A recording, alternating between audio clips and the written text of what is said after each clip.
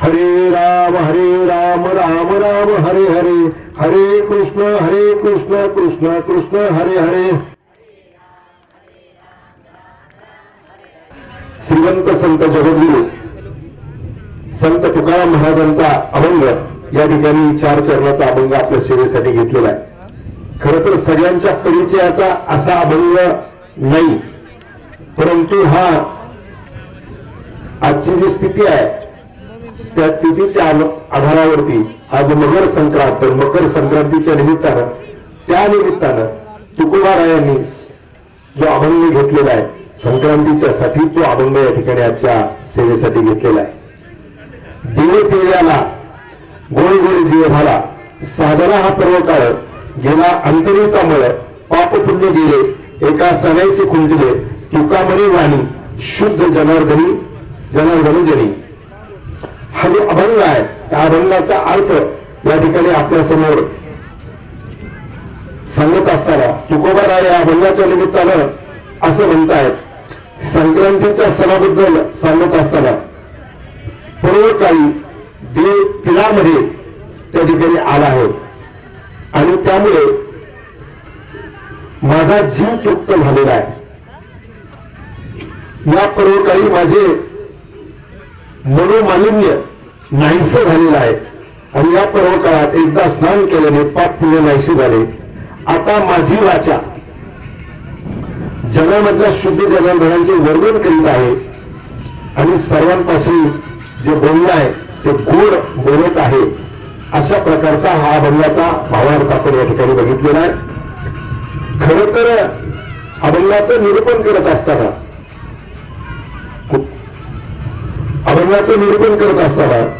आज या ठिकाणी बाळूमामाचा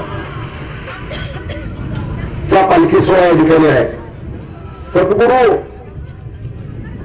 आणि मनुष्य याच्यामध्ये जर फरक पाहिला तर त्या ठिकाणी सद्गुरू हे असताना सगळं आपल्यासारखं आहे,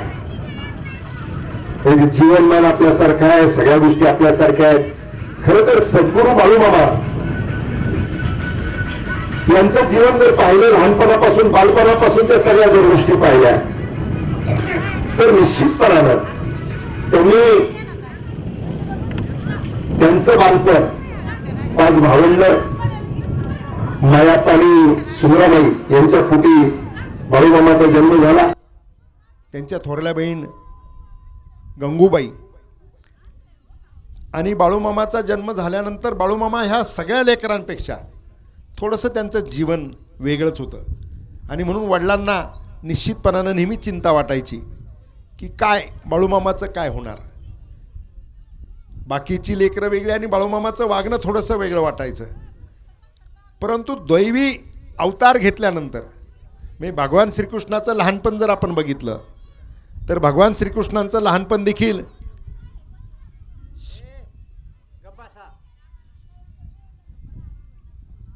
दिव्य स्वरूप वेळोवेळी त्यांनी बालपणापासून दाखवायला सुरुवात निश्चितपणानं केली. म्हणजे काट्यांचा त्या ठिकाणी बिछाना तयार करायचा काट्यांचा आणि त्याच्यावरती झोपायचं, हे सामान्य काम नव्हतं. आणि मग त्याच्यातून ते दैवी स्वरूप आहे अशा पद्धतीने निश्चितपणे लक्षात येत होतं. आणि मग बाळूमामाला त्या ठिकाणी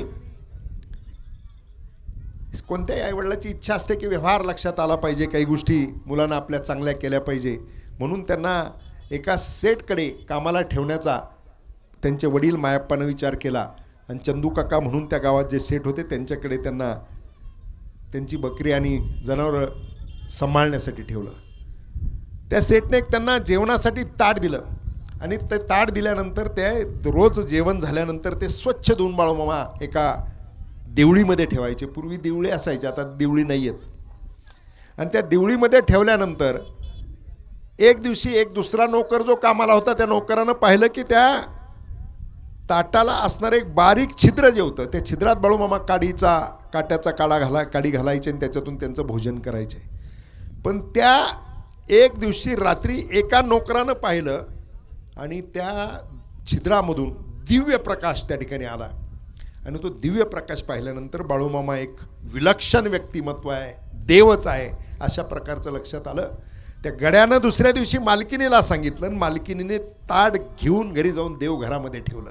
बाळूमामाने त्या ताटासाठीचा 8 तास धरला. ते ताट परत द्या, त्यांनी दिलं नाही आणि मग बाळूमामा त्या ठिकाणी तिथून निघून गेले. जीवन जगत असताना बाळूमामांनी अनेक चमत्कार केले. त्यांनी त्यांची बकरी कोणाच्या शेतात गेले आणि त्यांनी जर खाल्लं बकऱ्यांनी तर कुणी तक्रार करायचं नाही. त्याची सुरुवात कशी झाली, एक सावकाराच्या गव्हामध्ये त्या ठिकाणी बाळूमामाची बकरी चरत होती. तो सावकाराला तंतन करायला लागला. तंतन करायला लागल्यानंतर बाळूमामाने त्याला शांत केलं. तो म्हटलं आता मला माझं पीक कसं वाचणार, कसं काय होणार. आणि ज्यावेळेस खळं करायला त्या ठिकाणी बाळूमामा म्हटलं की नुकसान भरून देईल, पण ज्यावेळेस खळं त्यानं केलं तर त्यावेळेस त्याला 2च गोण्या त्याच्यात गहू झाला आणि तो चिंतित झाला. चिंतित झाल्यानंतर बाळूमामाने सांगितलं काही काळजी करू नको, ते जे गहू भरायचे ते आता भरू नकोस, काही वेळाने मी सांगेल त्यावेळेस भर. आणि तो त्यावेळेस ते भरायला लागला तर ते 2 गोण्या दिसणारे गहू त्याला 50-60 गोण्या त्याचे गहू झाले आणि तो खूप आनंदी झाला. आणि हा बाळूमामाचा चमत्कार पाहून अनेक बाळूमामाचे चमत्कार आपल्याला निश्चितपणाने त्या ठिकाणी माहिती आहे. त्यांनी जे भाकीत केलं बाळूमामाने ते अनेक भाकीत त्यांची त्या ठिकाणी खरी झाली आणि त्यांच्या भाकिताप्रमाणेच खूप गोष्टी झाल्या. त्या ठिकाणी एकदा मामा उन्हाळ्याचे दिवस होते, बकरी वळत होते आणि पाणीच कुठंच नव्हतं. पाण्याचा शोध घेत घेत घेत घेत बाळूमामा गेले. एका विहिरीमध्ये तळाला पाणी दिसलं आणि तळाला पाणी दिसल्यानंतर त्या ठिकाणी मामा खाली त्या विहिरीत उतरले कष्टपूर्वक. त्यांनी लोटा भरून वर घेऊन आले आणि तो तांब्या भरून घेऊन आल्यानंतर नेमकं 2 भगव्या वेशातले साधू समोर त्यांना दिसले आणि त्या साधूंनी सांगितलं की खूप तहान लागलेली आहे, आम्हाला पाणी द्या. बाळूमामाने तो तसाच तांब्या त्यांच्या हातात दिला. एक साधूने ते पाणी पिला. परत दुसरा साधू राहिला म्हणून बाळूमामा पुन्हा खाली उतरले. खाली उतरून पुन्हा तो तांब्या भरून घेऊन आले आणि दुसऱ्या साधूला दिला. दुसरा साधू पिल्याबरोबर दोन्ही साधूंनी तृप्त होऊन आशीर्वाद दिला की तुझे जे म्हणशील ते खरं होईल, तुझं भाकीत प्रत्येक खरं होईल आणि तुझ्या हातून सगळ्यांचं कल्याण होईल. आणि म्हणून बाळूमामाला जीवनभर त्या ठिकाणी सगळ्यांचं कल्याण करण्याचा प्रयत्न निश्चितपणाने केला. देव ते संत निमित्त त्या प्रतिमा. तुकाराम महाराज म्हणतात देव ते संत निमित्त त्या प्रतिमा. संत देवाचं रूप घेऊनच त्या ठिकाणी अवतार घेत असतात आणि तो अवतार बाळूमामांनी 3 ऑक्टोबर 1892 ला घेतला आणि तो अवतार त्यांनी वयाच्या 74व्या वर्षीपर्यंत अनेक चमत्कार करून त्या ठिकाणी या जीवमात्राचं सगळ्यांचं कल्याण करत, प्राणी मात्राचं सगळ्यांचं कल्याण करत 74 वर्षाचं जीवन बाळूमामाने त्या ठिकाणी जगून समाधी त्या ठिकाणी त्यांनी 4 सप्टेंबर 1966 ला बाळूमामांनी समाधी त्या ठिकाणी घेतलेली आहे. त्या ठिकाणी प्रवचन मोठी सेवा करत असत. संतांचे आपल्यावरती अनन्य साधारण अशा प्रकारचे उपकार आहेत. संत जे जन्माला आले ते आपल्या सगळ्यांच्या कल्याणासाठी संत जन्माला आलेले आहेत आणि संतांनी अवतार जे घेतले ते सगळे अवतार संतांचे या पृथ्वीवरती मनुष्य जीवनामध्ये जन्माला आलेल्या सगळ्या प्राणी मात्रांसाठी आहेत. त्या ठिकाणी ज्ञानेश्वर माऊलींचं आपण ज्ञानेश्वरी पाहिली आणि ज्ञानेश्वरी लिहिल्यानंतर ज्ञानेश्वर माऊलींनी शेवटी पसायदान दिला आपल्या सगळ्यांसाठी, देवाला मागणं घातलं आणि पसायदानामध्ये माऊली म्हणतात दुरितांच्या तिथे निर्धाव विश्व सुधर्म स्वरूप आहो जो जे वांछील तो ते लाभो. दुरितांच्या तिमिर जाऊ. आता आपल्याला सगळ्यांना आवडती ओवी कोणती आहे? जो जे वांछील तो ते लाभो. माऊलींनी काय सांगितलं, ज्याला जे जे पाहिजे ते त्याला मिळो अशा प्रकारचा आशीर्वाद या ठिकाणी पसायदानाच्या माध्यमातून माऊलींनी किंवा देवाकडे मागणं करत असताना माऊलींनी ते केलेलं आहे. परंतु जो जे वांछील तो ते लावो त्याच्या अगोदर काय सांगितलेलं आहे माऊलींनी? दुरितांचे तिमिर जावो, म्हणजे अज्ञान रूपी अंधकार जो आहे तो दूर हो आणि विश्व सुधर्म पाहो असं जे सांगितलेलं तर विश्व सुधर्म म्हणजे इथं कुठला धर्म सांगितलं नाही. हिंदू, मुस्लिम, बौद्ध, ख्रिश्चन, ईसाई असा धर्म सांगितलेला नाही.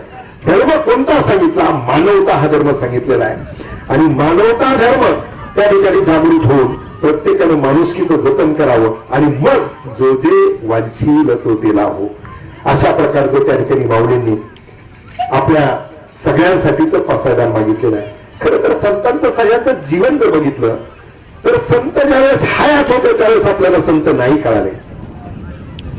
माऊलींचं जीवन जर आपण बघितलं तर माऊली त्या ठिकाणी जीवनभर त्यांना संघर्ष करावा लागला. माऊलीनं आपलं जीवन जगत असताना सगळ्या भावंडांना धर्मात सुद्धा घेतलं गेलं नाही. त्यांनी शुद्धपत्र मागितलं तर शुद्धपत्र दिलं गेलं नाही. नंतर पुन्हा गुरु आज्ञा झाली आणि म्हणून माऊली त्या ठिकाणी पुन्हा संसार करायला लागले. त्यानंतर माऊली यांनी सगळ्या भावंडांचा जन्म झाला. त्या काळच्या सगळ्यांनी माऊलींना आणि त्या परिवाराला त्या ठिकाणी संन्यासानंतरची मुलं आहेत आणि म्हणून शुद्धीपत्र दिलं गेलं नाही. माऊलींचा जीवनभर छळ झाला. त्या ठिकाणी 22व्या वर्षी माऊलींनी समाधी घेतली, परंतु माऊली समजायला आम्हाला 750 वर्ष त्या ठिकाणी माऊलींच्या समाधीला झाले. परंतु माऊलींनी ज्ञानेश्वरींनी पसायदान सगळ्यांनी जरी अन्याय अत्याचार केला तरी त्यांनी या जीव मात्राचं सगळ्यांचं जड जीव यांच्या कल्याणासाठीच त्या ठिकाणी जीवन माऊली निश्चितपणानं जगलेलं आहे. तसंच सगळ्या संतांचं आहे.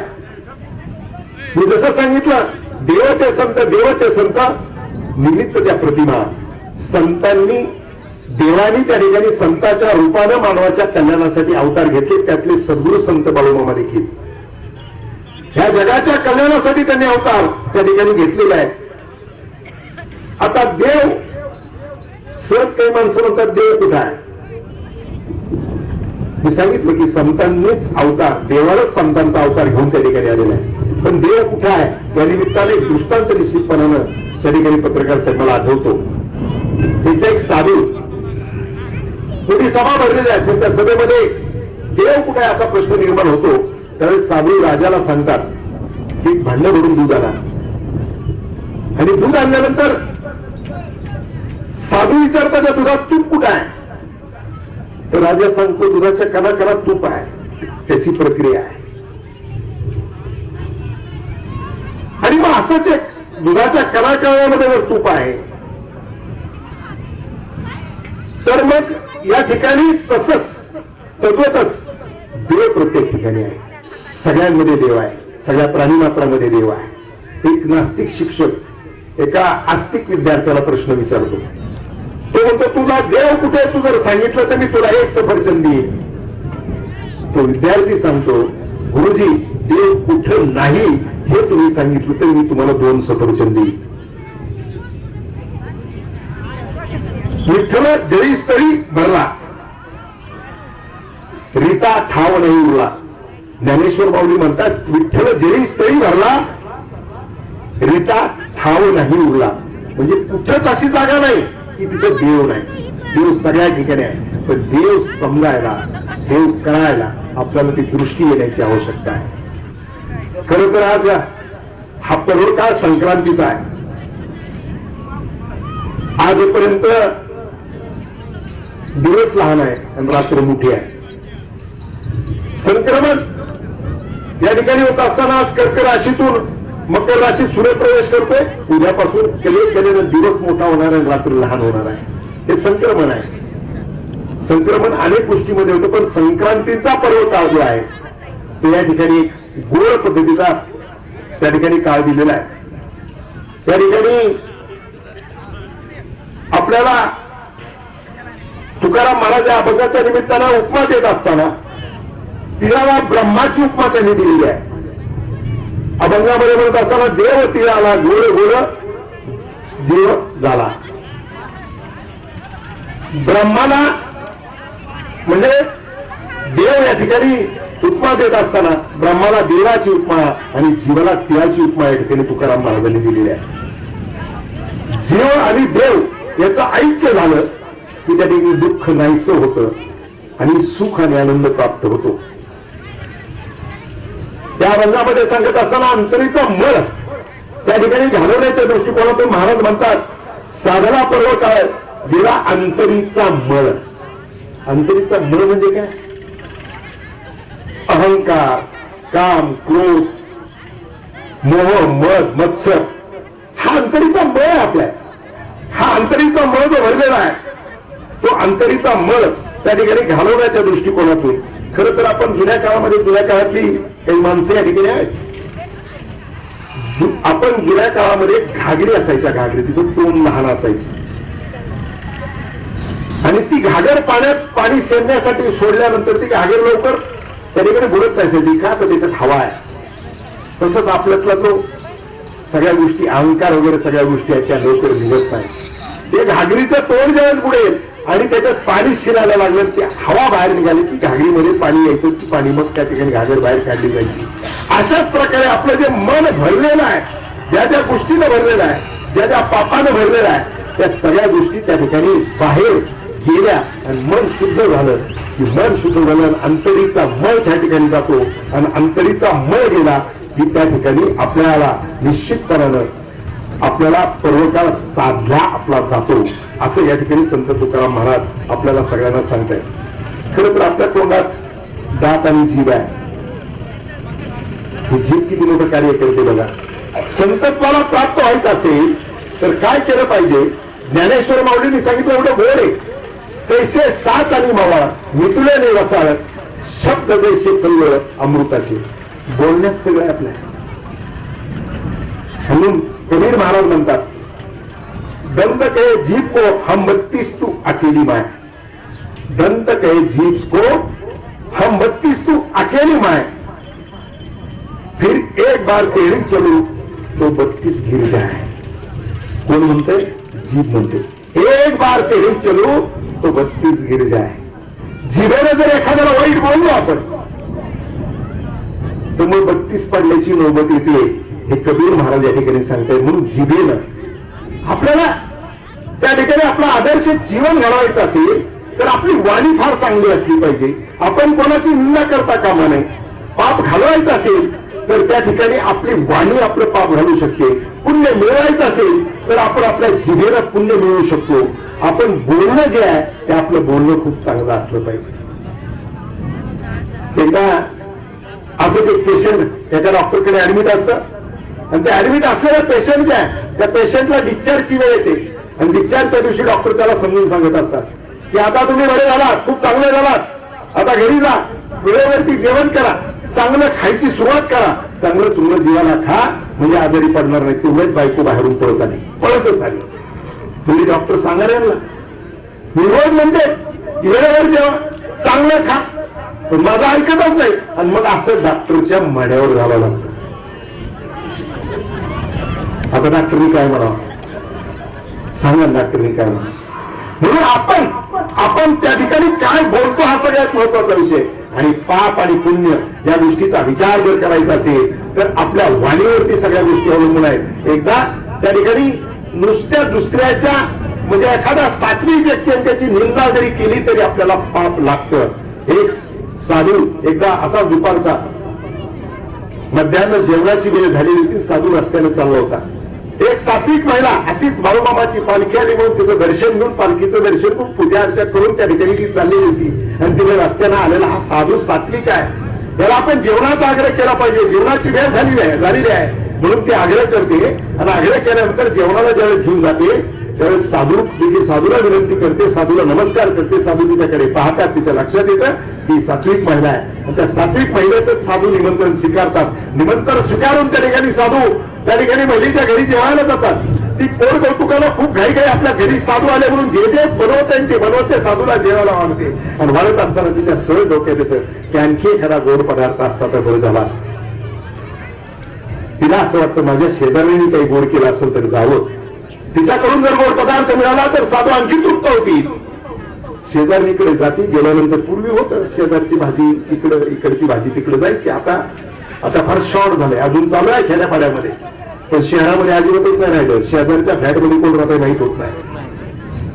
ती शेजारीकडे गेल्या, शेजारणीला सांगितलं की म्हणजे माझ्याकडे एक साधू जेवायला, तुझ्याकडे काय गोडधोड केलं की? ती म्हणजे मी किती भाग्यवंत आहे, आज नेमकी मी खीर केली आणि तुझ्या घरी साधू जेवायला आले, ही खिरीची वाटी घेऊन जा. ती खिरीची वाटी घेऊन जाते, खीर साधूला वाढते, दोघी आनंदी होतात. परंतु साधू खीर खातात आणि खीर खाल्ल्यानंतर साधू काही मिनिटातच मृत्यू पावतात. साधू मृत्यू पावल्यानंतर त्या ठिकाणी तुम्हाला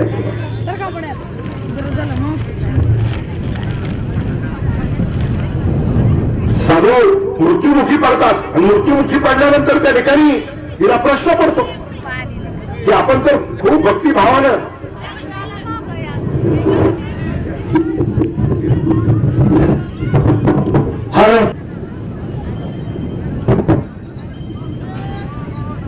साधू मृत्युमुखी पडतात. ज्या माऊलीने एवढ्या सात्विक भावनेनं बोलवलं, ती सात्विक असणारी महिला ती प्रश्नात पडती, जिने खीर दिली तीही चिंतेत पडती, गावभर बातमी पसरती. अशा गोष्टी गावभर पसरायला फार वेळ लागत नाही. गावभर पसरल्यानंतर त्या ठिकाणी काहींनी सुरू केलं की हिला कोणी सांगितलं होतं. त्या गल्लीतल्या 2 महिला त्यांनी सुरू केली चर्चा. हिला कोणी सांगितलं होतं साधूला बोलवला साधू, मारला साधू, तिनेच खिरीत काहीतरी घातलं असेल, हिनेच जेवणात काहीतरी घातलं असेल, अशी निंदा खूप झाली. परंतु साधूचा मृत्यू झाल्यानंतर वर एवढा त्या ठिकाणी घेऊन जात असताना चित्रगुप्त आणि भगवंताला प्रश्न पडला की एवढा तपस्वी साधू याचा सहज त्याला मृत्यू त्या ठिकाणी झालेला आहे.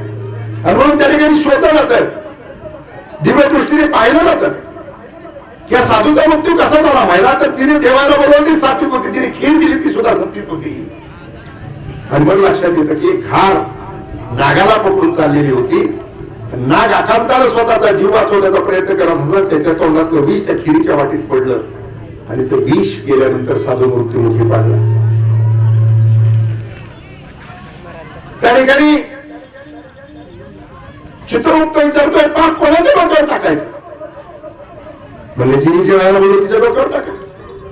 तिने सात्विक भावनेनं बोलवलं, ती सात्विक स्त्री होती, देवाची भक्ती करणारी, संतांची भक्ती करणारी, संतांची सेवा करणारी. मग विचार नाही टाकता यायचं, म्हणजे कोणाचं खीर वालीच्या टाका. अरे म्हणजे ती तुझ्या एवढी आनंदी झाली की माझी खीर साधूला खायला जाते, भाग्यवंत आहे असं म्हणत होती. ती सुद्धा सात्विक भावनेची स्त्री, तिच्याही डोक्यावर टाकता येणार नाही. म्हणून नागाच्या डोक्यावर टाका. अरे नाग म्हणजे जीवाच्या आकांतानं स्वतःचा प्राण वाचवत असताना विष पडलं, त्याच्या कसं डोक्यावर टाकता येईल. मग म्हणजे घारीच्या डोक्यावर टाका. अरे म्हणजे घारीचं खाद्य नाग आहे, तिला नाग पकडून चालवला होता, तिचं खाद्य आहे, तिच्याही डोक्यावर टाकता येणार नाही.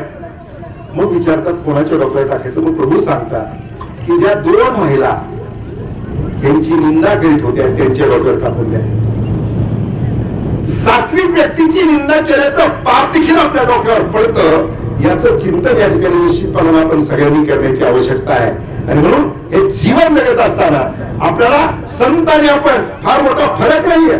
संत आपल्यासारखेच असतात, परंतु संत त्या ठिकाणी आपलं जीवन जगत असताना जीवन सार्थकी लावण्यासाठी त्यांना त्या ठिकाणी खरं तर देव संतांच्या रूपाने अवतार घेतात. आणि ते याच्यासाठीच घेतात की आपल्या सगळ्यांना संन्यास द्यायचा असतो, म्हणून त्याच्यासाठी घेत असतात. त्या ठिकाणी तुकाराम महाराजांनी आम्हाला पुढे जाऊन असं म्हटलेलं आहे की पाप पुण्य गेले एका स्नानाची खुंटले. म्हणजे आपण म्हणतो तीर्थाला गेल्यानंतर, गंगेत स्नान केल्यानंतर आपली पाप जातात. हे खरं जातात पाप, परंतु हे पाप जातात, पण पुन्हा पाप होणार नाही याची काळजी घेतली पाहिजे.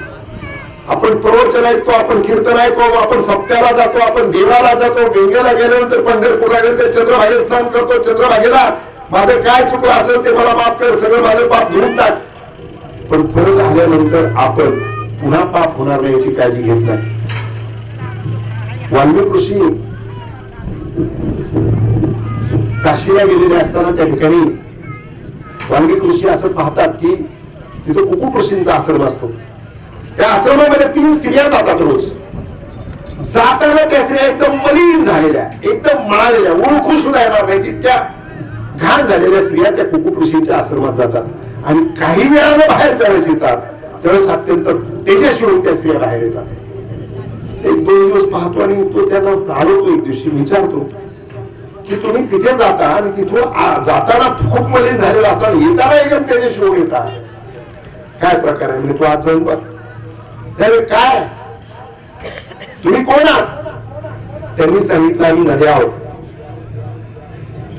आणि तुझ्यासारखे पापी लोक त्या ठिकाणी आमच्यामध्ये स्नान करतात, त्याच्यामुळे आम्ही मलिन होतो. आणि इथे इथून कुकुट ऋषींचा आशीर्वाद घेतल्यानंतर आम्ही तेजस्वी होतो. मग कुकुट ऋषी काय करतात त्यामध्ये जोडात पहा, तर कुकुट ऋषी आईवडिलांची सेवा करत असतात. आईवडिलांच्या सेवा करण्यानं आमचं सगळं पाप धुवून जातं असं त्या ठिकाणी नद्या सांगतायत. आणि मग तुकाराम महाराजांनी सांगितलं माय बाप केवळ काशी तेने न जावे तीर्थाशी. आई वडील घरी जर असतील, जर नद्यांमध्ये आपण जाऊन पाप जाऊन धुतोय, आणि ते पाप शारीर करण्यासाठी नद्यांना जर कुकुट ऋषीच्या आश्रमात जावं लागते आणि कुकुट ऋषीच्या एका आशीर्वादाने त्या जर तेजस्वी होतात आणि कुकुट ऋषीचा आशीर्वाद काय एवढा पॉवरफुल आहे तर कुकुट ऋषी आई वडिलांची सेवा करतात. मग तुकाराम महाराजांनी सांगितलेलं आपण ऐकलं पाहिजे. माय बापा केवळ काशी त्याने न जावा तीर्थाशी, आई वडील ज्यांच्या घरी आहेत त्यांनी जर आई वडिलांची सेवा केली तर निश्चितपणानं त्यांना त्या ठिकाणी तीर्थाचं सगळं प्राप्त झाल्याशिवाय, पुण्य प्राप्त झाल्याशिवाय राहणार नाही. आणि म्हणून या ठिकाणी तुकाराम महाराजांनी या अभंगाच्या निमित्तानं, संक्रमण कालखंडाच्या निमित्तानं हा जो अभंग घेतलेला आहे. खरं तर संतांच्या प्रतीचं सांगायचं झालं तर काय सांगू आता संतांचे उपकार, मज निरंतर जागृती, हा तुकाराम महाराजांचा जे गोड अभंग आहे. संतांचे उपकार सांगायला माझ्याकडे शब्द नाही. अशा प्रकारचं तुकाराम महाराजांचं म्हणणं आहे की मज निरंतर जागृती म्हणजे माझ्या कल्याणासाठी मला नेहमी जागे ठेवण्याचं काम हे संत करतात. ह्या सगळ्या संतांनी आपल्याला निरंतर जाग ठेवण्याचा प्रयत्न केलेला आहे. तुकाराम महाराज पुढच्या वेळी म्हणतात, काय द्यावे त्याशी व्हावे उतराई, ठेवता पायी जीव थोडा. म्हणजे माझा जीव जरी संतांच्या पायावरती ठेवला तरी तो तोकडा पडेल एवढे उपकार संतांचे आमच्यावरती आहेत. उपकार कोणाकोणाचे, आईवडिलाचे, देवाचे आहेत, पण देवाच्या आणि आईवडिलांच्या पेक्षा देखील महान उपकार संतांचे आहेत असं तुकाराम महाराज सांगतायत. आणि त्याचं वर्णन करायला माझ्याकडे शब्द नाहीत असं तुकाराम महाराज म्हणत असताना पुढे जाऊन तुकाराम महाराज सांगतात की या ठिकाणी संतांच्या उपकारातून उतराई जर व्हायचं झालं तर ते उतराई होण्यासाठी संतांचे उपकार हे अविनाशी आहे. आणि मग माझ्याकडे जे सगळे ते नाश पावणार आहे, नश्वर आहे. आणि मग नश्वर गोष्टी संतांच्या उपकारातून उतराई होण्यासाठी संतांना चालणार नाही. मग माझा जीव जरी त्यांच्या पायावर ठेवला तर जीव सुद्धा नश्वर आहे. मनुष्याचा जीव हा म्हणजे इथे जन्माला जन्म मृत्यूचा फेरा आहे, हा नश्वर आहे, नाशिवंत देह आहे. तुकाराम महाराजांनी एका ठिकाणी सांगितलं, नाशिवंत देह जाणार सगळं, भविष्य खातो काळ सावधान. संतांनी आपल्याला कायम सावध करण्याचा प्रयत्न केलाय. पण आपल्याला असं वाटतं की आपलं आयुष्य एवढे, आपल्याला मरण याची आठवण होत नाही, त्याचं स्मरण होत नाही. इथे संतांनी देखील अवतार संपवले. बाळूमामांनी अवतार घेतला, त्यांनी जे जीवनभर समाजाच्या कल्याणासाठी, जीवाच्या कल्याणासाठी जे जे करायचे ते कार्य केलं. आणि त्यांनी 4 सप्टेंबर 1966 समाधी घेतली. म्हणजे संतांनी देखील अवतार संपवला, देवानी देखील अवतार संपवला. इथे मृत्यू लोकात आल्यानंतर प्रत्येकाला अवतार संपवावा लागलेला आहे. देवाधिकांनी, संतांनी, ऋषींनी, महर्षींनी सगळ्यांनी अवतार संपवले. तर आपण कोण आहेत? आपल्याला देखील एक दिवस जायचंय. त्यामुळे याचं चिंतन सगळ्यांनी करण्याची आवश्यकता आहे की आपलाही एक दिवस जो आहे, एक दिवस आपला देखील शेवटचा दिवस आहे. आणि म्हणून मग जीवन जगत असताना या जीवनामध्ये आम्ही काय जगावं, आपलं जीवन जे आहे हे जीवन जगत असताना आदर्श जीवन जर जगायचं असेल तर ते आदर्श जीवन संतांच्या संगतीमध्ये आपण जगू शकतो. आपल्याला त्या ठिकाणी पापाचं क्षालन करायचं असेल तर संत विचारातून आपल्या पापाचं क्षालन होऊ शकतं. आणि पुण्य मिळवायचं असेल तर पुण्य मिळवायचं असेल ते देखील संतांच्या विचारातूनच पुण्य मिळू शकतं. आणि मग संतांनी सांगितलेलं आहे, संत समागमी करावी आवडी करावी, धरावी आवडी करावी तातडी परमार्थाची. परमार्थ करायचं म्हणजे काय? आता या ठिकाणी कलियुगामध्ये देवाची प्राप्ती कशाने सांगितलेली आहे? देवाची प्राप्ती नामस्मरणानं सांगितलेलं आहे. आणि नामस्मरण करायचं म्हणजे काय? तर भजन करायचं. प्रवचन, कीर्तन, भजन ही देवाच्या प्राप्तीसाठी निर्माण झालेल्या सगळ्या गोष्टी आहेत. पण आपण भजन करतो का? भजन करायला सवड कुठे म्हणतो आपण? आता भजन करायला सवडीला तुका या ठिकाणी सावता महाराजांनी सांगितलं, कांदा मुळा भाजी अवघी मिठाई माझी. त्यांना कांद्यात मुळ्यात भाजीत मिठाई दिसत होती. मोठा धरायचे त्या ठिकाणी सावता महाराज, मोठ्याचं पाणी वाफ्यात 12 मोडत असताना सांगायचे, पाण्याला म्हणायचे असंच वाहत तुझा आणि माझ्या पंढरीच्या पांडुरंगाला भेट. आता पाणी आरण ओढून काय पंढरपूरला जाणार होतं का? पण ते वाहणाऱ्या पाण्यामध्ये देखील पांडुरंग पाण्याचं काम सावता महाराज करत होते. आणि अनेक संतांनी आपल्याला सांगितलेले, कामामध्ये काम कोणी म्हणा राम राम. आता तुम्ही मला सांगा, आपण शेतात काम करत असू, आपण आऊत धरत असू, आपण पहार धरत असू, आपण शेतातलं कुठलंही काम करत असू, आपण बकरी वळायला जात असू, आपण जाताना जर तोंड तर मोकळच आहे, मग तोंडाला जर देवाचं नामस्मरण केलं तर निश्चितपणानं नामस्मरण करण्यासाठी देवाने आपल्याला ध्येय त्यासाठी दिला. देव दिला, देह भजना गोमटा, आपल्याला भजनासाठी देवानं ध्येय दिला. नाहीतर मग सगळे आता 84 लक्ष योनी आहेत. 84 लक्ष योनीमध्ये पशु आहेत, पक्षी आहेत, प्राणी आहेत, वृक्ष आहेत. एकच मनुष्य देवाने असं मॉडेल निर्माण केलंय की त्याला विचार करायची बुद्धी दिली, विचार करायची शक्ती दिली, त्याला बोलायला तोंड दिलेला आहे, त्याला हसायची त्या ठिकाणी कला दिलेली, त्याला राहायचं दिलेलं आहे, त्याला नामस्मरण करायची शक्ती दिलेली आहे. हे फक्त मानव देहात आपल्याला मिळालेलं आहे. पण मानव देहात मिळून आपण ते करतो का याचं चिंतन करण्याची आवश्यकता. भजन भजन म्हणजे तर काय, चांगलं बोलणं भजन आहे. मगाशी सांगितलं तसं बोलणं म्हणजे ते आपल्या जीवनामध्ये आपण चुकीचं केलं असं त्या ठिकाणी आहे. माय मावल्या मोठ्या संख्येने या ठिकाणी आहे. आपल्या घराचं मंदिर जर करायचं असेल तर मंदिर करणे तुमच्या हातात आहे. माय मावल्या घरात सून आली तर आलेली सून माझ्या लेकीच्या जागेवर आहे असा विचार केला पाहिजे. आणि येणाऱ्या सुनेला देखील आम्हाला रामायणानं काय शिकवलं, आम्हाला महाभारतानं काय शिकवलं हे सगळं शिकण्याची आवश्यकता आहे. येणाऱ्या सुनेला देखील सासू असून माझी आई आहे या भूमिकेत वागण्याची आवश्यकता निश्चितपणे आहे. पण आजकाल होतं काय, खरं तर स्त्रीचा जन्म हे खूप मोठं रत्न ईश्वरानं निर्माण केलेलं आहे. माय मावल्यानं तुम्ही खूप महान रत्न, कारण तुमच्याच पोटी भगवान श्रीकृष्णाचा जन्म आईच्या पोटी झाला, महिलेच्या पोटी झाला. प्रभू रामाचा जन्म भगवान श्रीकृष्णाचा देवकीच्या पोटी झाला, यशोदेने सांभाळ केला, रामाचा कौशल्याच्या पोटी झाला, तुकाराम महाराजांच्या कणकाईच्या पोटी झाला, ज्ञानेश्वर माऊलींचा रुक्माईच्या पोटी झाला. सगळ्यांचा जन्म मातेच्या पोटी झालेला आहे. म्हणून तुम्ही एक अनमोल रत्न आहात. पण आमच्या अनमोल रत्नानं एका गोष्टीचं चिंतन निश्चितपणानं केलं पाहिजे. असं वाटतं आमच्या महिला बोलताना खूप म्हणतात की खूप संघर्ष आमच्या जीवनात आहे, खूप त्रास आम्हाला होतो, आम्ही खूप त्रास सहन करतो. काही काही महिला आम्ही राजकीय सामाजिक क्षेत्रात काम करणारे कार्यकर्ते भांडण झालं तर सांगायला येतात. मुलीने आमचं सांगितलं, म्हणलं तू का घेऊन गेला म्हटलं ना, वडील म्हणला की मी सांगितलं की संध्याकाळपर्यंत तुम्ही किंवा माझा भाऊ आला नाही तर मी तुम्हाला दिसणार नाही. कोणतं एवढं संकट आहे. आपण रामाने ऐकलं, सीतेचं आपण जीवन ऐकलं.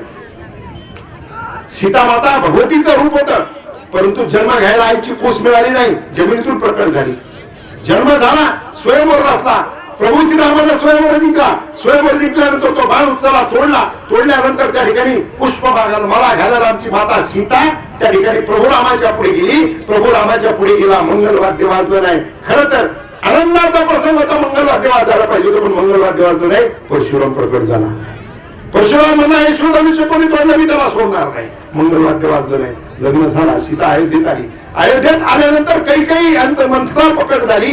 मंथरेनं कैकेयीच्या डोक्यात भरवलं आणि कैकेयीने त्या ठिकाणी दशरथाला सांगितलं वनवासाला जावं लागलं, कारण कैकेयी प्रकट झाली. वनवासाला गेली. वनवासाला जात असताना रावण प्रकट झाला, सीतेचं अपहरण झालं. राम त्या ठिकाणी लंकेत गेले, लंका जिंकली, सीतेची सुटका केली. अग्नी प्रकट झाला, अग्नी परीक्षा द्यावी लागली. तिथून अयोध्येत आली, रामाचा राज्याभिषेक झाला. धोबी प्रकट झाला आणि सीतेला राजमहाल सोडावा लागला. अरे मुलाचा जन्म घेण्यासाठी सीतेला एका साधूच्या आश्रमाचा आश्रय घेण्याची वेळ आली. अज्ञात वासात जावं लागलं. सीता भगवतीचं रूप, सीता त्या ठिकाणी जनकाची कन्या, सीता चक्रवर्ती राजा दशरथाची सून, सीता प्रभू श्रीरामाची पत्नी. तिच्या जीवनात एवढे संकट आले, आमच्या जीवनात काय संकट आलं.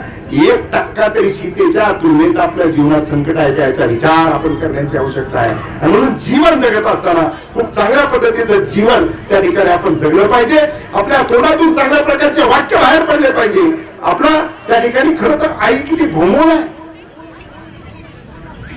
राजेंद्र घोडके साहेब, आपल्या शरीरातला प्रत्येक अवयव आपल्या आईच्या गर्भात आपल्याला प्राप्त झालेला आहे.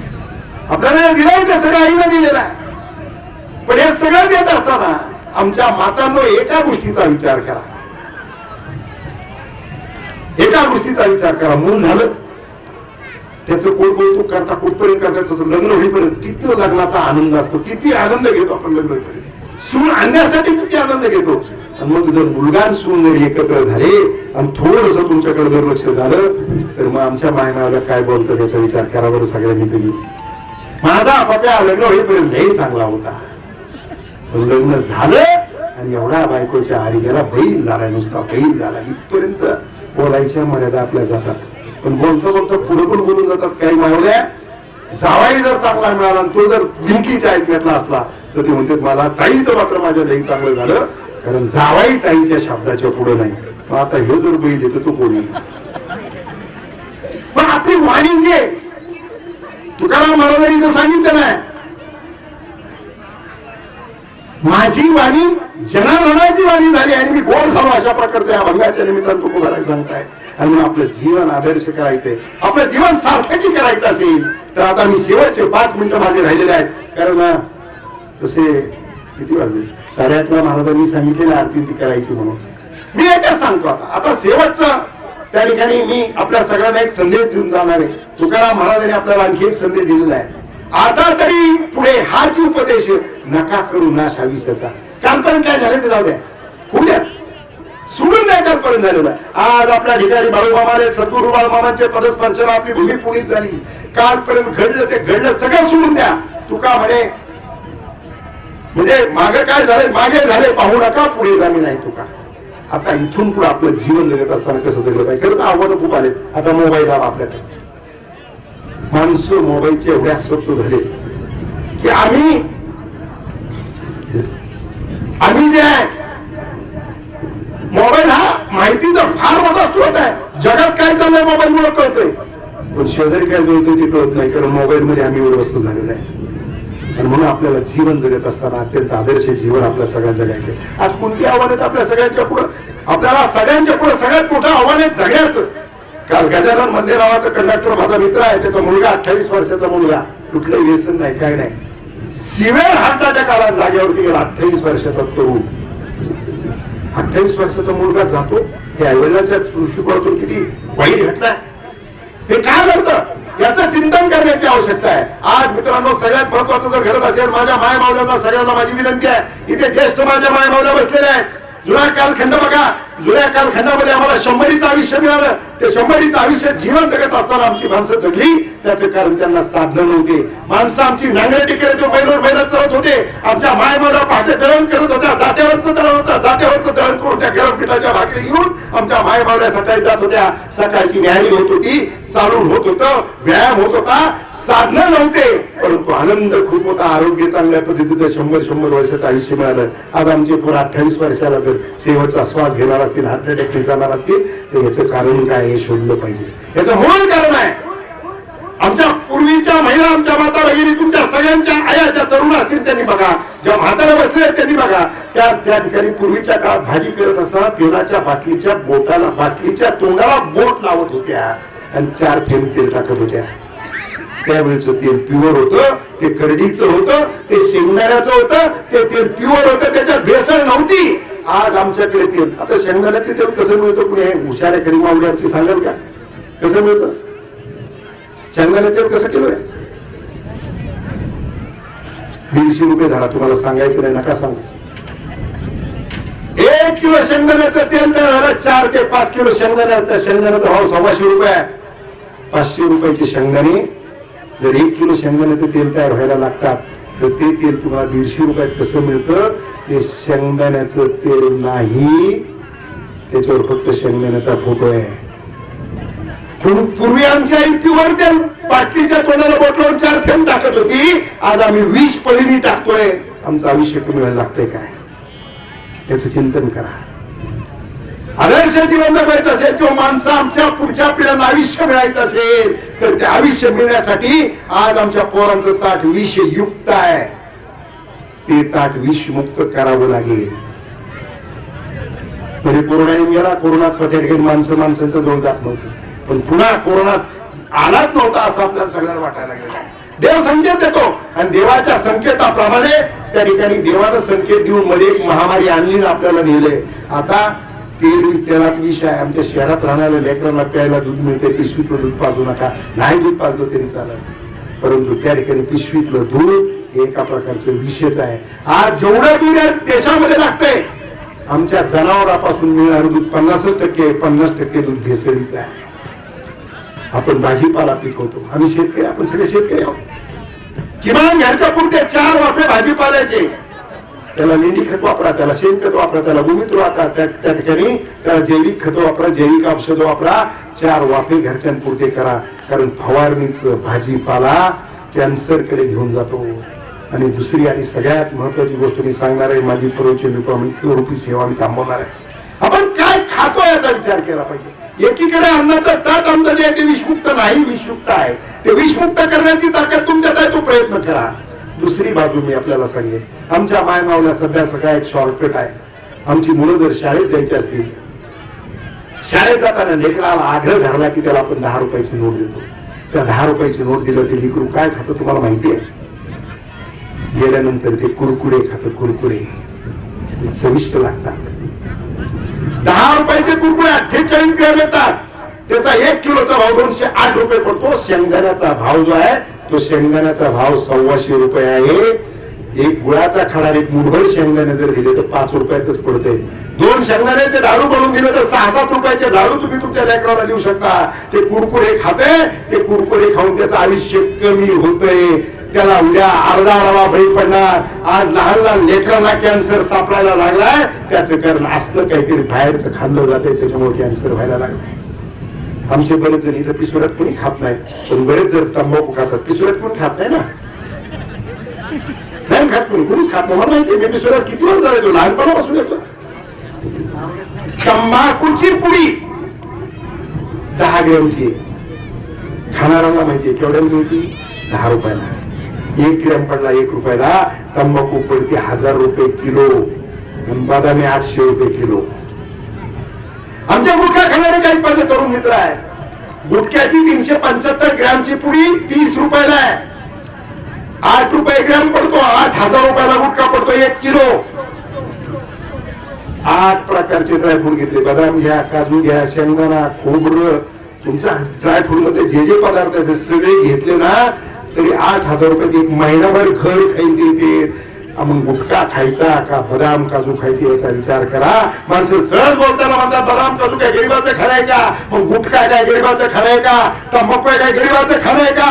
अरे 1000 रुपये किलोची तंबाखू तुम्ही खाता आणि लेकरांना तुम्हाला बदाम काजू घरी नेता येत नाही, शेंगदाणे घरी नेता येत नाही. ही गोष्ट चुकीची आहे. आणि म्हणून पुढच्या पिढ्या घडवायच्या असतील, आमच्या मुलांना आयुष्य मिळायचं असेल, आमच्या जीवनाचं कल्याण करायचं असेल तर एक संदेश घेऊन जा. तुकाराम महाराजांनी सांगितले, आता तरी पुढे हाची उपदेश नका करू ना अशा विषयाचा. 1000 रुपये किलोची तंबाखू खाऊन तुमच्या शरीराला फायदा होत नाही, तुमच्या शरीराला तोटा होतो. आणि तंबाखूच्या पुडीवरती विंचवाचा फोटो, कॅन्सरचा फोटो दिलाय. गुटख्याच्या पुडीवरती त्या ठिकाणी फोटो दिलाय, तो कॅन्सरचा फोटो दिलाय. तो फोटो पाहून आमची माणसं ते पुडी तोडतात, तोटात टाकतायत आणि रोज मरणाच्या जवळ जायचा प्रयत्न करतायत. गुटखा खाणारा कोणी माझा बांधव असेल, काल खरं तर सुरेश लांडगेचं मी तिथे आभार मानलं. मांडवमध्ये माझं प्रवचन संपलं, माझी सरपंच सुरेश लांडगे उठला आणि त्यानं सांगितलं की यांना आजपासून तंबाखूची पुडी फेकून देतो, आजपासून तंबाखू खाणार नाही. हा संकल्प करा. 1000 रुपयाची वस्तू तुमच्या घरामध्ये लेकरांसाठी जर तुम्ही बदाम काजू आणून दिले तर ते लेकराचं आरोग्य भक्कम होईल, त्याला आयुष्य मिळेल, त्याचं चांगलं आयुष्य तो जगू शकतो. हा संदेश प्रवचन रूपी सेवेच्या निमित्तानं घेण्याची आवश्यकता आहे. संतांचा जन्म याच्यासाठी झाला.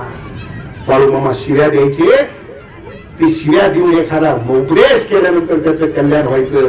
पण शिव्या देत असताना देखील आशाला द्यायचे की जो चुकीच्या मार्गाने चाललाय त्याला देत होते. आणि संत जगले याच्यासाठी. संतांनी उपकार आपल्यावर एवढे केले की आपलं आदर्श जीवन जगण्यासाठी केलेले आहे. आणि म्हणून माझी विनंती एवढीच आहे, मोबाईल लहान लेकराच्या हातात देऊ नका. आजकाल पोरवर हातच नाही म्हणते. पूर्वी मूल रडायला लागल्यानंतर बाकी कोणी पण घेऊ द्या. मी लांबवत नाही, मला हिरकणीचा दृष्टांत सांगता येईल परंतु लांबवत नाही. हिरकणीचं त्या ठिकाणी गळाचे किल्ले बंद झाले आणि हिरकणीचं लेकरू त्या ठिकाणी रडतंय आणि त्याला पाहणा पाजावा लागेल, माझं लेकरू राहणार नाही माझ्याशिवाय. गळावरून खाली आली, कशी आली तिला कळलं नाही, रक्तबंबाळ झाली. परंतु लेकरू जवळ घेतलं. सगळ्या ती ज्यावेळेस आली त्यावेळेस सगळ्या मायमावल्या, दृष्टांत सविस्तर सांगत आहे, मायमावल्या गोळा झाला, त्या लेकरू शांत करण्याचा प्रयत्न करत होत्या, पण लेकरू कणाच्या राहत नव्हतं. जशी हिरकणी केली तिने घेतलं की लेकरू रडायचं थांबलं असताना लावलं पाजलं आणि त्या ठिकाणी लेकरू शांत झालं. आज आईचं आणि मुलाचं नातं जन्मापासून ज्या दिवशी चाहू लागली त्या दिवसापासून आहे तिचं आणि त्याचं हृदय नाळानं जोडलेलं आहे. आईचा स्पर्श लेकराला कळतो. दुसरी बाई असेल तर ती लेकरू ओळखतं हे तुम्हाला सगळ्यांना माहिती आहे. मी सांगावं असं नाही. पूर्वीच्या कारखान्यामध्ये लेकरू जर जवळ आईनं घेतलं की 1 मिनिटात रडायचं शांत व्हायचं. आज बाया म्हणतात त्याला मोबाईल दिल्याशिवाय ते शांतच होत नाही. हा तुमच्या मातृत्वाचा पराभव आहे. मोबाईल त्या ठिकाणी हातात घेतल्यानंतर पोरग राहत असेल, तुम्ही घेतल्यानंतर राहत नसेल तर हा मातृत्वाचा पराभव आहे. आणि ईश्वरानं मातृत्व ही फार मोठी शक्ती तुम्हाला दिलेली आहे.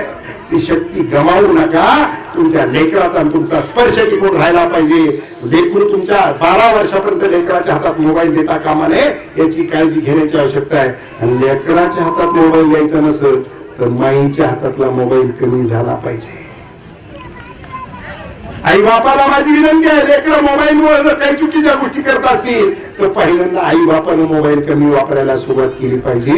ते म्हणतील यांच्या मनाला कशाला बोलवलं.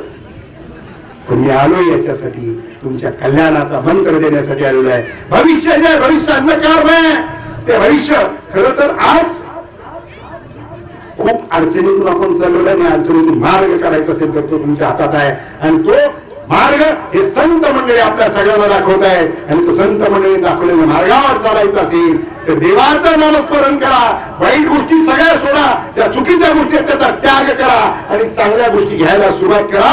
देवाचं नामस्मरण करा. एवढंच या ठिकाणी सांगतो आणि मी आजची प्रवचन सेवेला या ठिकाणी पूर्ण विराम देतो. पुंडलिकावरती विठ्ठल श्री ज्ञानदेव तुकाराम पंढरीनाथ भगवान की जय. माऊली ज्ञानेश्वर महाराज की जय.